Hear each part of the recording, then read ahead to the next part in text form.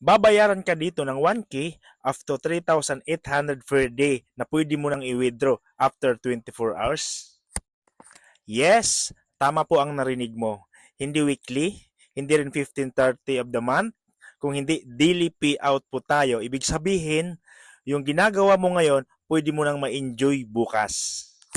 Ang kagandahan pa dito, kasi yung gamit mo lang yung social media account mo like Facebook, like TikTok, like FB Reels, then maging connected ka lang sa sistema na ginagawa namin dito sa pag-copy and paste.